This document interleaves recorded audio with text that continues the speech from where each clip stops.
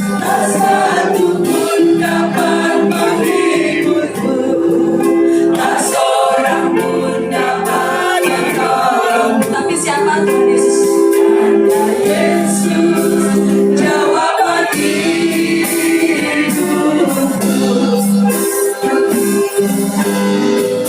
Bersamanya hatiku damai, wajahnya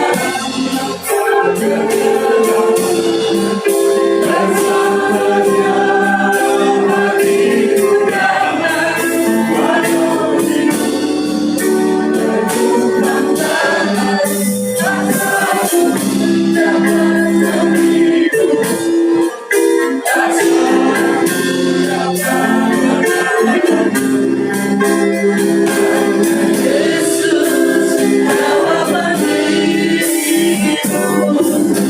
Hanya Yesus jawaban hidupku. Hanya Yesus jawaban hidupku. Hanya Yesus. Hanya Yesus jawaban Beri kemuliaan bagi Tuhan Yesus. Haleluya Yesus. Di dalam keadaan kami Tuhan takut, dalam keadaan kami bingung, Tuhan hanya Engkaulah yang memberikan kami damai sejahtera. Damai sejahtera yang melimpah di dalam roh jiwa kami. Sehingga hari ini Bapa, damai sejahtera yang Kau berikan bagi kami itu Bapa, boleh Bapa kami nikmati, boleh kami Tuhan bawa sebagai persembahan kami kembali kepada Engkau. Sebab karena kasih-Mu sajalah ya Tuhan, kami boleh hidup dan kami hidup di dalam kelimpahan. Bapa, terima kasih, sungguh bersyukur pagi hari ini Bapa. Di tempat ini Bapa, nama-Mu tetap ditinggikan. Di tempat ini Bapa, Engkau hadir, Engkau memberkati semua anak-anak-Mu. Kami bangga kepada Tuhan, kami bangga kepada Engkau Yesus Kristus. Tuhan, anak-anak-Mu Tuhan Yesus tidak kalah oleh pandemi yang sedang Tuhan mewabah saat ini. Kami percaya Bapa, di saat kami sungguh Bapa mengandalkan Engkau, Engkau Bapa tidak tinggal diam. Engkau membentengi semua anak-anak-Mu Bapa dengan kasih, kebenaran dan damai sejahtera-Mu Bapa. Terima kasih ya Tuhan, hamba bersyukur pagi hari ini ada di sini Bapa untuk menyampaikan kebenaran-Mu. Kuduskan hamba, kuduskan kami semua, biar firman kebenaran-Mu yang akan kami nikmati pagi hari ini sungguh Bapa memberkati roh jiwa kami, memberikan kami penghiburan dan kekuatan baru. Di dalam nama Tuhan Yesus Kristus kami mengucap syukur, kami siap diberkati. Haleluya, amin. Silakan duduk. Puji Tuhan, luar biasa banget, saya kaget loh ya ngelihat begini banyaknya, padahal kemarin-kemarin sebelum pandemi nggak ada seperti ini banyaknya. Amin. Dan saya lihat ada wajah baru yang saya belum kenal ya. Dan karena saya lihat ada wajah baru yang belum saya kenal, tentu juga wajah baru ini tidak kenal dengan saya, belum kenal dengan saya. Katanya kan kalau tidak kenal tidak sayang. Saya mau semua Bapak Ibu di sini sayang sama saya. Amin. Dan saya mau perkenalkan diri. Nama saya Nelly Panggabean. Pasti udah tahu kalau Panggabean dari mana? Ya, dari Batak ya. Saya sudah lama melayani di sini dari tahun 2000 berapa ya? 2000. Sebenarnya bersama Pak Nurdi itu dulu dari 2002. Tapi saya aktif kemari setiap bulan dari 2011. Puji Tuhan sampai sekarang ya tetap setia ya, tetap sukacita, tidak pernah merasa terpaksa untuk datang ke tempat ini. Saya merasakan ini rumah saya, di sini orang tua saya, di sini saudara-saudara saya. Ya, puji Tuhan. Mari kita nikmati Bapak Ibu, kita ini semua bersyukur. Di tempat lain orang tidak bisa ibadah seperti ini, tidak bisa. Kita di Surabaya tidak bisa pergi beribadah ke gereja. Saya kalau datang ke gereja itu kalau mau tugas pergi ke ke pelayanan penghiburan gitu ya. Saya sedih lihat gereja itu begitu megahnya tidak ada artinya. Karena apa? Sebenarnya membuat gereja itu megah adalah orang-orang percaya yang ada di dalamnya. Amin. Nah, puji Tuhan, tempat ini juga megah karena Bapak Ibu yang cinta Tuhan ada di sini pagi hari ini. Ya, puji Tuhan. Pagi hari ini kita mau belajar apa? Kita mau belajar tentang ketakutan. Setiap orang mempunyai ketakutan. Bapak Ibu, saya juga mempunyai ketakutan. Nah, kita belajar dari siapa ketakutan pagi hari ini? Saya dapati seorang Daud, dia juga pernah mengalami ketakutan yang luar biasa. Ketika dia dikejar-kejar Saul dan dia lari masuk ke gua singa, ke tempat musuh yaitu Raja Agis ya. Jadi itu ketakutan yang luar biasa, maju kena, mundur kena, kemana-mana kena. Nah, gimana kalau kita menghadapi hal seperti itu ya? Setiap zaman ketakutannya berbeda, tapi kita boleh belajar pagi hari ini dari Daud. Kita buka di Mazmur 56. Itunya nggak nyala ya? Nyala. Lebih enak baca di sana.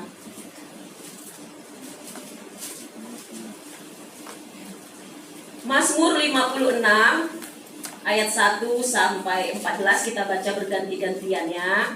Supaya semua kita diberkati. Ketika kita baca firman Tuhan, jangan asal baca ya, Bapak Ibu. Kita latih ketika kita membaca, kita fokuskan ke bacaan dan kita membaca itu dengan hati gitu ya, dengan hati. Kan Tuhan bilang sembahlah aku dengan segenap hatimu, dengan segenap kekuatanmu, dengan segenap akal budimu. Dalam membaca firman Tuhan juga gitu, karena firman Tuhan ini adalah Allah itu sendiri. Kita akan baca dengan segenap hati kita, dengan segenap kekuatan kita, jangan separuh-separuh. Kita nggak akan dapat apa-apa kalau kita asal-asalan baca. Tapi ketika kita membaca dengan sungguh-sungguh, kita pasti akan diberkati Tuhan dan firman itu akan berbicara kepada roh jiwa kita sendiri. Siap Bapak Ibu? Ya, puji Tuhan. Saya ayat yang pertama, Bapak Ibu ayat yang kedua bergantian sampai selesai. Kepercayaan kepada Allah dalam kesusahan. Untuk pemimpin biduan, menurut lagu merpati di pohon-pohon tarbantin yang jauh. Miktam dari Daud ketika orang Filistin menangkap dia di Gat. 2. Kasihilah aku ya Allah, sebab orang-orang menjadi aku. Banyak hari orang-orang menjadi aku. Seteru-seteruku menginjak-injak aku sepanjang hari. Bahkan banyak orang-orang memerangi aku dengan sombong. Waktu aku takut, aku ingin percaya kepadamu.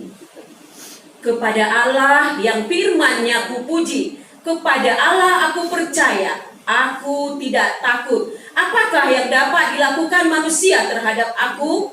Sepanjang hari mereka mengucapkan perkataanku. Mereka mau menyerbu, mereka mengintip, mengamat-amati langkahku, seperti orang-orang yang ingin mencabut nyawaku. Apakah mereka dapat luput dari kejahatan mereka? Peruntukkanlah dalam saya dengan putramu ya Allah. Sengsaraku engkaulah yang menghitung-hitung. Air mataku kau taruh ke dalam kirbatmu. Bukankah semuanya telah kau daftarkan? Maka Yesus akan mundur pada waktu aku berseru. Aku yakin bahwa Allah memihak kepadaku. Kepada Allah firman-Nya kupuji. Kepada Tuhan firman-Nya kupuji. Kepada Allah aku percaya. Aku tidak takut. Apakah yang dapat dilakukan manusia terhadap aku? Nasarku kepadamu, ya Allah, akan kulaksanakan, dan korban syukurku akan kubayar kepadamu. Sebab Engkau telah memberikan aku daripada maut, bahkan menjaga kakiku sehingga tidak bisa tersandung. Maka aku boleh berjalan di hadapan Allah dalam cahaya kehidupan. Amin. Puji Tuhan. Di sini di ayat pertama dikatakan ini miktam dari Daud. Miktam ini artinya mazmur yang terbaik, mazmur pilihan. Sampai mungkin saking begitu dalamnya pengalaman Daud bersama Tuhan di dalam ketakutannya, dia membuat ini sebagai suatu piagam, sebagai sesuatu yang boleh ditandai kalau kita bilang ayat emas ya. Ini juga mazmur emas daripada Daud. Saat itu dia dikatakan sangat ketakutan, dia lari dari Saul, tapi dia masuk kepada bukan perangkap, karena Raja Gad ini menerima dia, tapi sebenarnya rakyat Gad bilang begini, kenapa kamu terima dia di sini? Tapi saat itu kalau kita pelajarin sejarah dari Daud, ketika dia sampai kepada Raja Filistin ini, dia berpura-pura gila, dia ngeces gitu, pokoknya pura-pura gila gitu loh ya, supaya dia tidak dibunuh, tidak dihabisin. Nah, dia punya taktik. Nah, sekarang itulah ketakutan Daud di zaman itu. Kalau kita bayangkan bagaimana terkadang kita ya kalau baca Alkitab itu ya, baca sejarah itu, kita serasa ada di dalam perjalanan. Seperti ketika misal Daud itu melemparkan ali-ali kepada Goliat. Saya itu kalau membaca itu, saya serasa ada di sana menyaksikan Daud melempar ali-ali begini. Padahal kita nggak ngerti ali-ali itu seperti apa, tapi kita serasa ada di sana. Demikian juga ketika membaca bagaimana Daud dikejar-kejar oleh Raja Saul. Kita lihat ya betapa jahatnya Saul kepada Daud. Padahal Daud begitu baik kepada dia. Waktu dia ada di hadapannya, dia mau ditombak gitu loh ya kan. Dia ada dikejar-kejar sampai ke gunung-gunung batu, sampai kemana-mana. Saul ini mengejar Daud karena apa? Iri hati, cemburu. Pokoknya nggak ada yang boleh menyaingin atau mengambil kedudukan dia. Di saat pelarian ini, Daud itu terkepung. Kita bisa rasakan juga ketika membaca, pernah nggak ngerasa juga ada ketika Daud ada di goa, lalu ada Saul di sana yang lagi katanya BAB, lalu digunting puncak jubahnya gitu, dia ambil gitu, digunting apa selendangnya gitu, lalu diambil gitu loh ya kan. Kebayang nggak? Aku bisa membayangkan aku ada di sana bersama Daud. Gua itu gelap banget gitu loh ya kan. Lalu aku ada bersama Daud di sana. Dan ketika juga kemarin membaca ini gitu loh ya, betapa aku juga ikut ketakutan gitu loh. Ketakutan kalau hal itu aku ada bersama Daud di sana. Daud itu masuk ke Raja Gad gitu loh ya kan. Ke orang Filistin gitu yang begitu musuh berat gitu loh ya kan. Betapa itu menggentarkan sekali saat itu. Itu di zamannya Daud. Ketakutan setiap zaman itu berbeda-beda. Ketakutan setiap orang berbeda-beda. Ketakutan saya lain dengan ketakutannya Bapak Ibu, ya kan? Tapi rasanya kalau zaman sekarang ini ketakutan kita semua hampir sama, ya kan? Barangkali sekarang sudah nggak takut lagi sih. Tapi ketika di awal-awal, ketika pandemi COVID-19 ini hadir, itu saya ingat ya, terakhir saya harusnya bulan Maret itu pelayanan kemari. Sudah oke, hari Sabtu malam, oke Pak, deal besok kita berangkat Pak. Oke deal, nggak masalah ya Pak ya, walaupun ada COVID ya Pak ya, nggak masalah. Ya siap Bu Nelly. Pagi-pagi kita ditelepon, Bu Nelly maaf saya nggak bisa ke sana. Bu Nelly katanya keluarga saya melarang karena cucu saya masih kecil-kecil gitu. Terus ya saya bilang ya apa boleh buat, kalau memang Bapak nggak bisa saya nggak maksa gitu loh ya kan. Lalu saya telepon Mbak Ruth ya untuk mengatakan kalau kami nggak bisa hadir untuk melayani. Itulah bulan terakhir. Berarti pertemuan saya dengan Bapak Ibu Februari ya. Februari saya datang nggak kemarin? Datang ya Februari.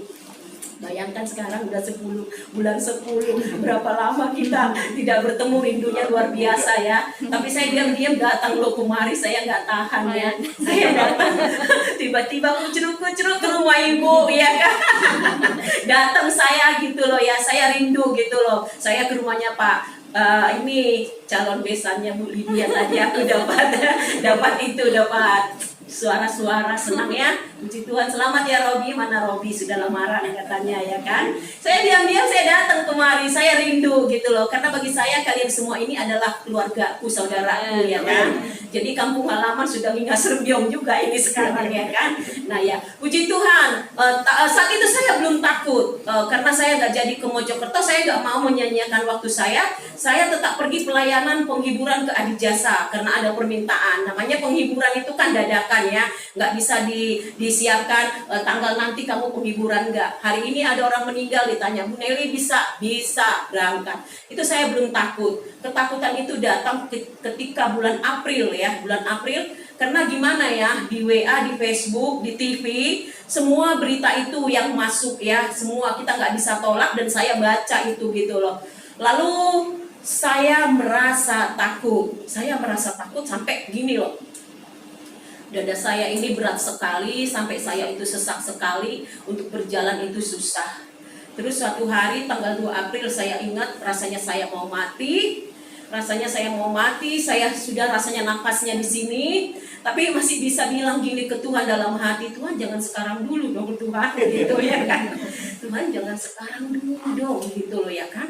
Tapi nggak bisa bersuara, hanya ada Samuel di dalam kamar, lagi mandi Samuel. Terus itu nggak bisa bergerak, mau ngapain juga nggak bisa, tapi saya dalam posisi berlutut gitu di sofa gitu di ruangan tamu gitu.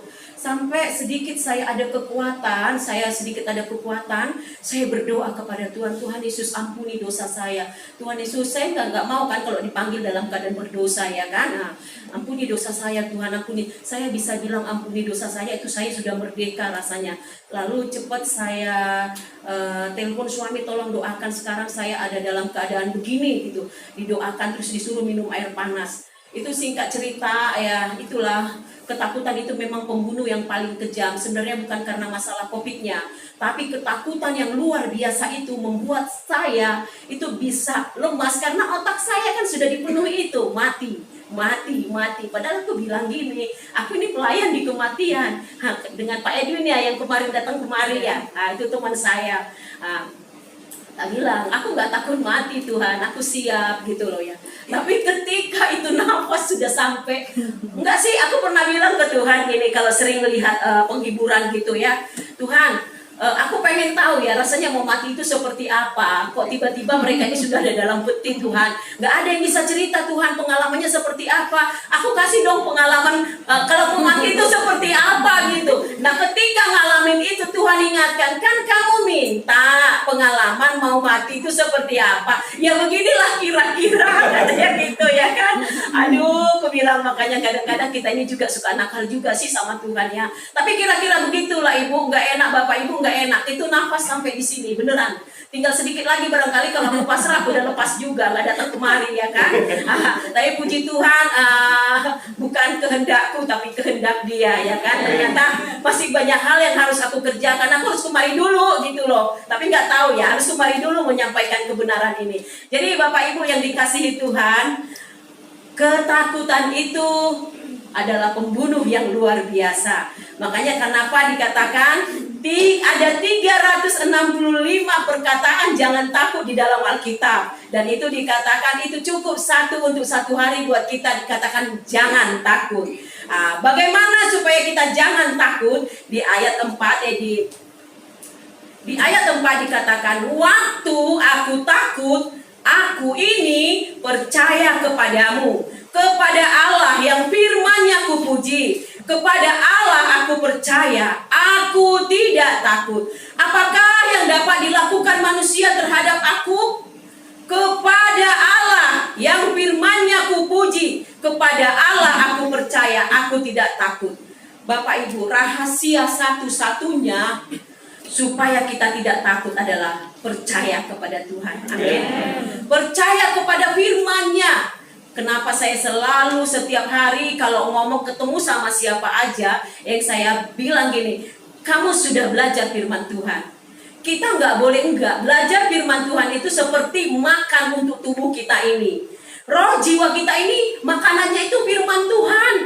Nah, firman Tuhan itu nggak ada yang cerita tentang yang jelek-jelek kan, pasti yang baik. Nggak ada firman Tuhan itu nakut-nakutin. Nggak ada firman Tuhan itu yang merendahkan kita. Nggak ada firman Tuhan itu yang menghinakan kita. Firman Tuhan itu pasti benar dan baik. Firman Tuhan itu pasti memuji kita. Firman Tuhan itu pasti menghargai kita, memberikan semangat kepada kita Bapak Ibu. Nah, seperti itulah yang harus kita konsumsi untuk roh kalau jiwa kita ini adalah orang-orang yang luar biasa, dikasih Tuhan kesempatan mengalami pandemi ini ya. Kalau dulu kita baca Mazmur 91 ya, walau 1000 rebah di kiriku dan 10.000 di kananku, katanya gitu ya. Itu kan tentang cerita di mana terjadi pandemi juga ya, pandemi yang hebat, yang dahsyat juga gitu loh. Kita kan hanya membaca, wih seram ya, sekarang kita mengalami sendiri, seperti Ayub bilang, sekarang aku mengalami sendiri gitu loh ya kan. Aku percaya setiap kita ketika mengalami itu takut, kecuali yang nggak pernah nonton TV, kecuali yang nggak pernah baca berita tentang COVID, nggak takut. Kayak engkong di depan rumahku yang umurnya 100 tahun, nggak takut. Anaknya suruh pakai masker, oh poiku katanya, moh, iki lupa katanya, oh no COVID gini, gak katanya gitu, mau ada COVID katanya. Dia nggak pernah nonton TV, jadi dia nggak takut ya kan. Dan memang dia nggak kemana-mana. Kemarin engkong itu udah meninggal. Oh, udah meninggal. Tanggal 17 Agustus persis.